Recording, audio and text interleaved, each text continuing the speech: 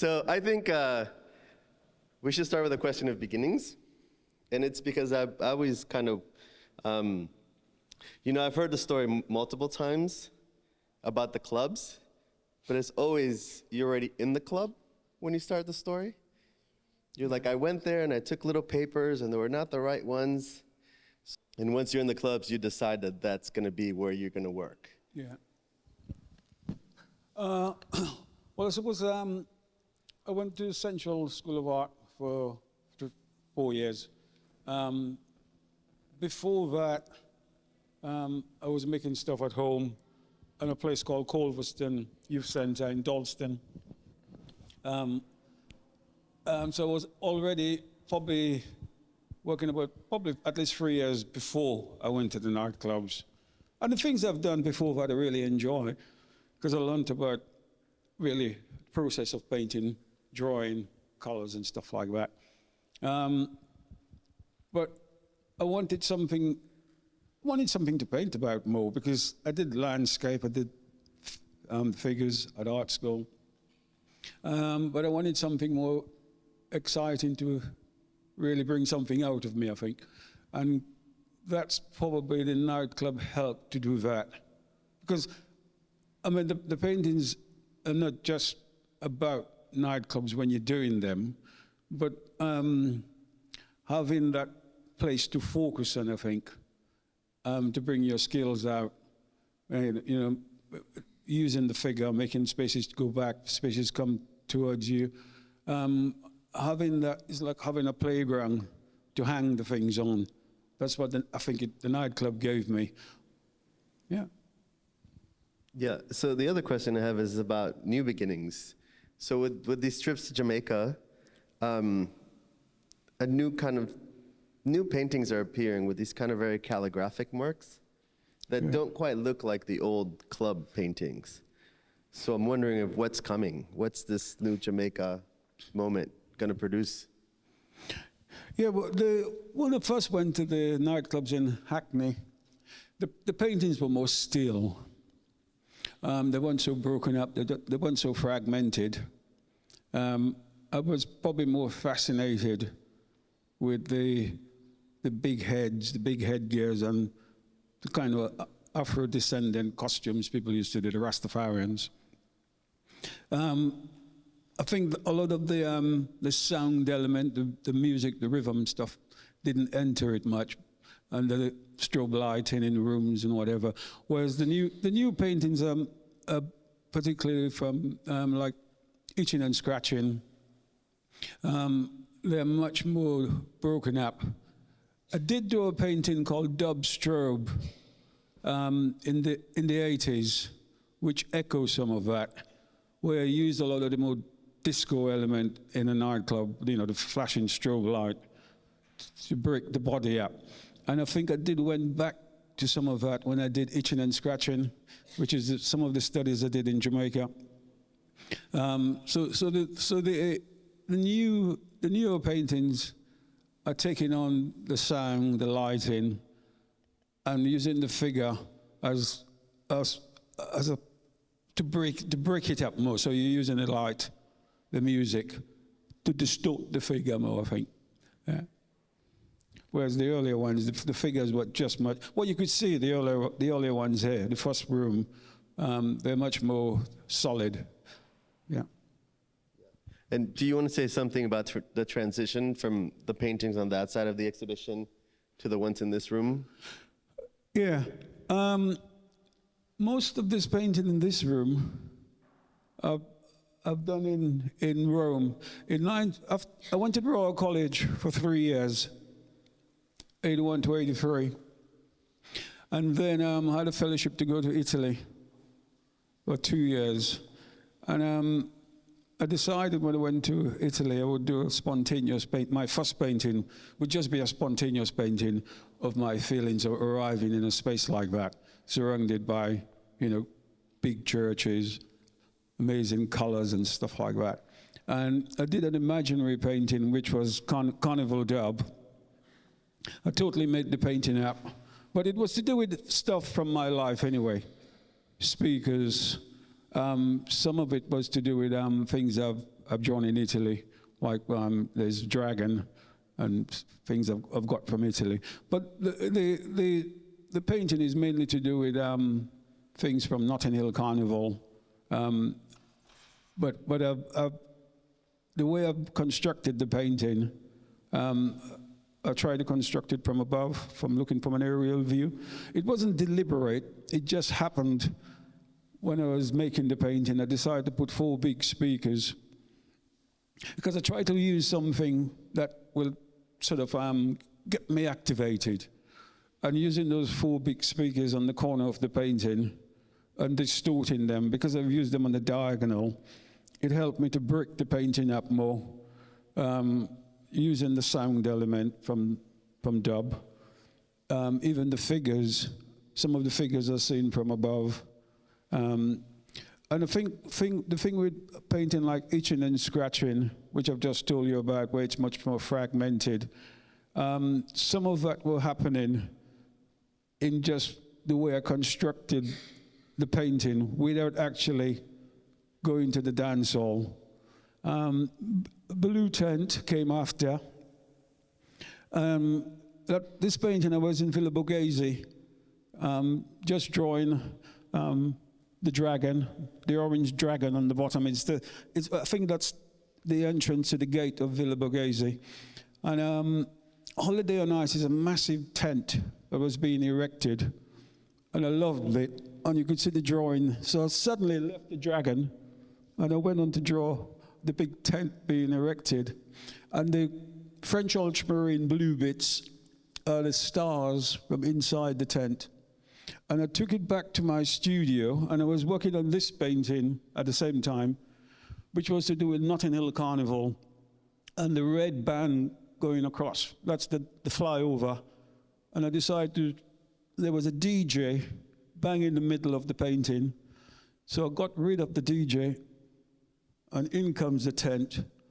I kept the 2 big speakers, and I use a lot of Italian stuff, the bananas of stuff I've drawn in Villa Borghese, again related to the West Indies. And the wolf, Hieronymus and Remus was funded Rome. So there's lots of, but the thing about the fragmentation, the breaking up of the surface, I think why I like that tent is because you could see that language of breaking up things, and I took it on to the figures around. So that the painting changed totally from introducing the blue tent in it.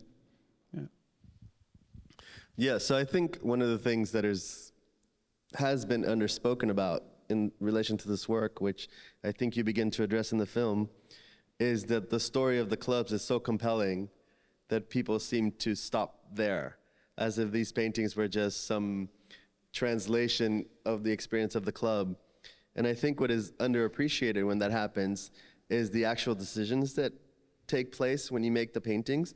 So the way you were pointing in that one, like the 4 speakers tucked up against the corners create almost like this diamond space in the middle where all the energy of the painting begins to collect and almost swirl. So the bodies are almost making this swirl space. And the perspective, right? This is the perspective we kind of today know really well because, it's our selfie perspective. But in 1982, we didn't used to do this, right?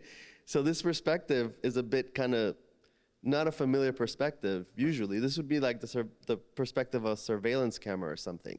So immediately, as a viewer, you're already in this kind of active space looking at it. You're already kind of like tilted onto it. And I think there's these kind of decisions. I think the work to be done around this work now is to actually go back and look at all these things and be like, the club stuff is really important. It's really important with the birth of this kind of these new cultural formations that immigrants kind of produce in big cities. But there's also the other job to be done is to actually look at the paintings and go through the formal decisions. So when you're talking about the tent having this fragmentary breaking space, right? That's a formal painterly decision. So I don't know if you want to address any of that. Well, I think what I needed something, even though I had a way of constructing painting and making it exciting for myself, like with the thing about the perspective about Carnival Dub from the aerial view. But at the same time, I needed like something big and vast to hang everything on, which I think the nightclub gave me, Carnival gave me, to link the thing to, because before that, there wasn't the paintings I was making. They were quite isolated, I think. So even though I've had the knowledge and stuff about how to make a painting, but also having the nightclub, Carnival, and all those things to bring it into, like, so I'm in Rome. I mean, I'm surrounded by all these really incredible paintings.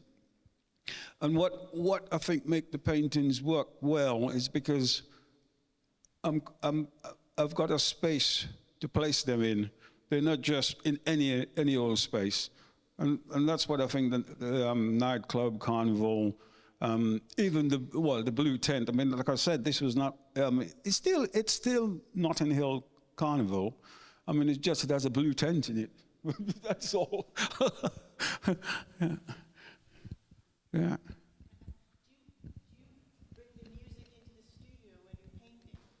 Yeah, I paint with music. Yeah, I've always have the music going. Yeah, so I took music to Italy, the Ghetto Blaster, playing. Yeah, when I was in Rome. Yeah, I've went to a few clubs in Rome. They're mainly African clubs, but they're all right, but they weren't as good as London nightclubs. Yeah. So Denzil made us a playlist to go with the show, so we can share that. So we could open it to the floor. Sounds like a good time.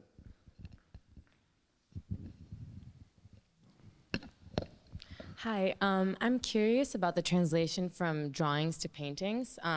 It's like a personal curiosity also, because I also drew at one point at jazz bars, and part of what was great about that is the immediacy and kind of connecting, like you're saying, not thinking. So I'm curious to see how that looks like in the studio, what you think gets, like, maybe you gain in moving into painting, and what you think is lost, and kind of like the separation or the relationship between both of those processes. Yeah, well, I mean, I had to go to the nightclub, not just to make the drawings, but to be there, and going through the physical thing about making the drawings. So the drawings are not only physical manifestation of what I've drawn when I was there, but they help me to take me back into that space, the atmosphere, you know, the feeling and stuff like that. But the thing is, the drawings were made very quick, like they're just a drawing, so they've done it 3 or 4 minutes. So when I'm physically making the paintings, I have to be very aware of that aspect so they don't get too static, which the earlier ones I think did. They're much more, because in the beginning I was more fascinated with individual people, which I drew a lot, because you keep seeing very similar people surrounding the DJ. But the drawings help to take me back, not only visually but physically, into that space, and it's a bit like listening to the music as well when you're doing it. It gives you the energy to make the paintings. But the main thing is to try not to get it too static. But even though the earlier ones I quite like a lot, because I think when you're first introduced to something like that, there is something that happens, which obviously develops, but you're still, I think you're still fascinated by when it started, because it's like fresh, it's exciting.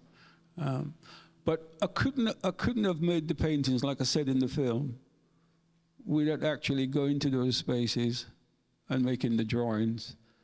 I mean, it's difficult to probably explain what it does when you're making the painting, but I don't think I could have made the paintings if I didn't actually go to those clubs and be there for 3 or 4 hours a night and do the drawings.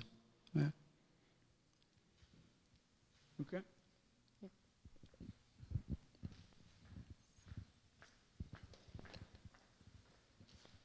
I mean, it's kind of the same question. It's kind of extending it a bit. But when you're making the drawings, because they are so like kind of immediate, right? They're really. Are you thinking about painting, or are you totally not thinking about painting? No. When I'm making the drawings, I'm thinking about dancing and the excitement of being there. And that's a nice thing about it. The drawings is a kind of a freer process, I think, when you're doing it, because you're amongst a crowd of probably some of them over 100 people.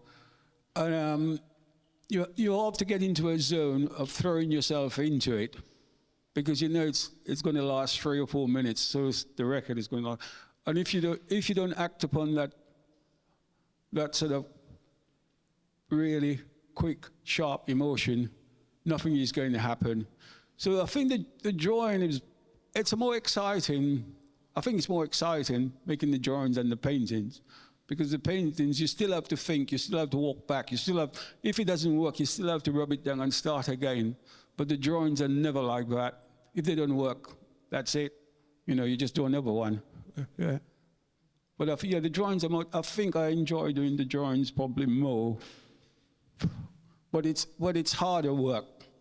It's harder work doing it, because once you're transformed and in there, which it takes about 2 hours, because the clubs I used to go to, there was a disco part, R&B part, and lovers rock, reggae. So it's a mashup, a mix-up of everything.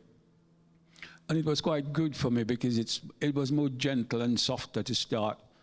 So it built me up for when I go down into the basement, when the heavy dub music start.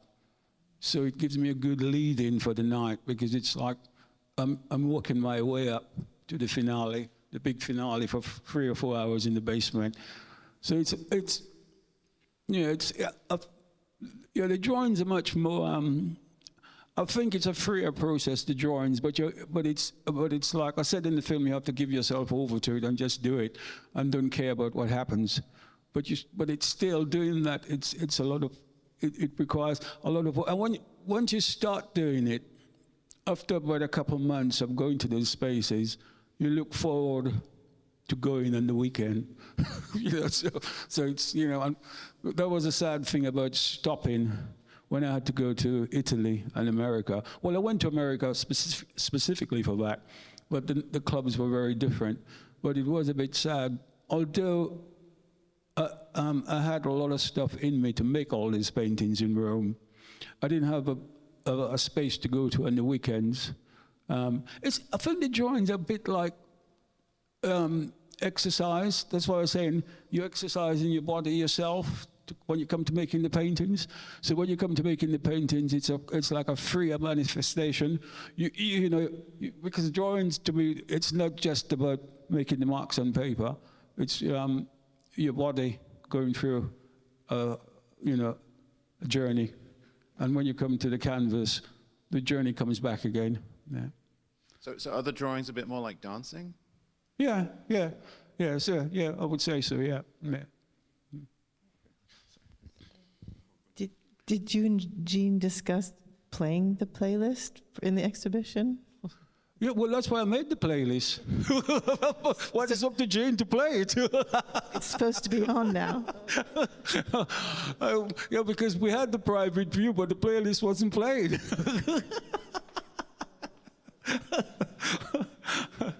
Oh, cool. We'll have another one.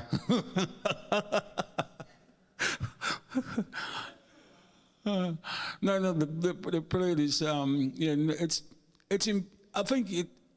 Well, because it's the music. That's why I went to get all that stuff. So it's good to have them. I mean, last night people said it was great coming to the exhibition and then hearing the music playing in the yard outside.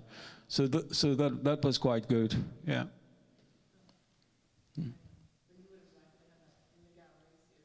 Oh yeah, well that's why I did a playlist. That was the object of doing a playlist. And the playlist should be playing not too much, but not all the time, but at least 50% of the exhibition. When people come to see it.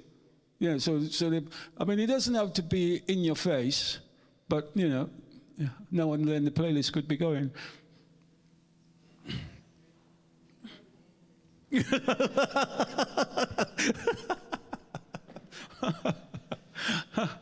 Oh, God.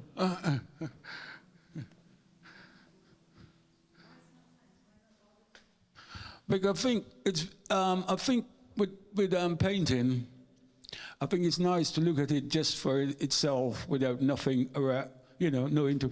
I remember when I started going to galleries in the 70s, when it wasn't very popular in London. You'll go to this lovely museum and you'll be there by yourself in a massive room looking at a piece of work with no sound, probably 2 or 3 people. I mean, museums are packed now with people. No, it gives you that intimate connection with the work without nothing, which is good, I think, as well as sometimes hearing the music.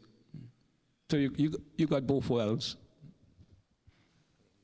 What do you do with the drawings? Oh, the drawings, I never chuck anything away.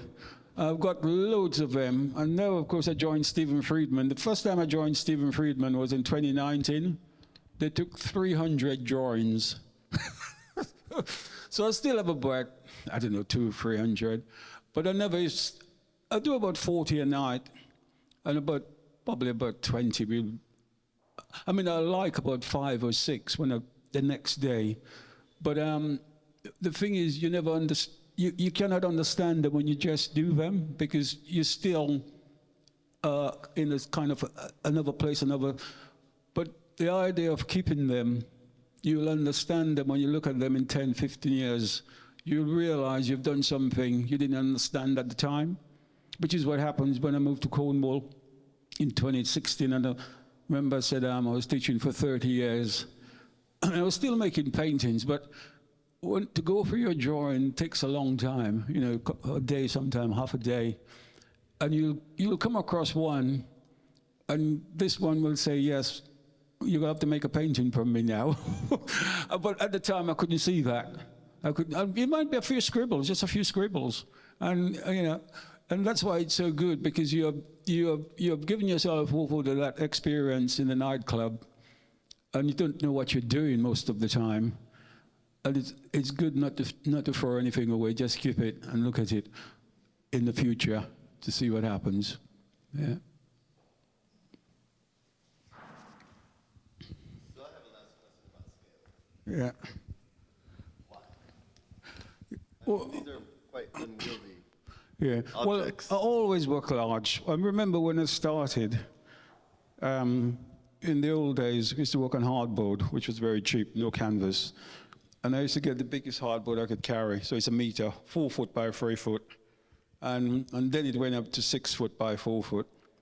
Now, as soon as I went to the nightclubs, I realized I wanted people to feel that they're there. They can walk into these spaces. But it wasn't just that. I love big paintings. I like working the physical size, so 6 foot, you know, the human scale. And when I went to Italy, it was worse, because paintings in Italy are big. You know, so like I said, all these massive ones are made in Italy, in Rome. But scale is it's an individual thing. I love big paintings. I want to do things physically, and when you put in big shapes on, it's very clear if it doesn't work or if it works. When they're small, I think it's a bit fiddly. So I like to do it. It's a personal thing, but I like work big. But like I said, when I started, I did work large, so I'm not going to stop. Yeah.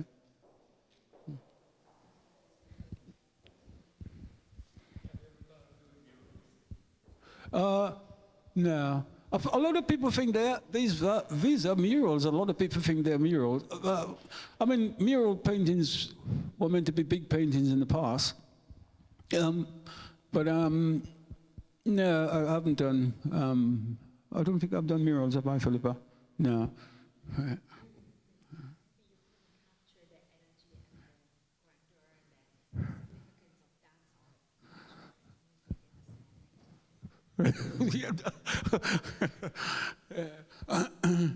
No, I want people to feel they can enter the space or be in that space with the figures or whatever is in there. Yeah. Other questions? I think that's a great place to end. Okay. Yeah. So thank you so much, Denzil. Thank you for everything.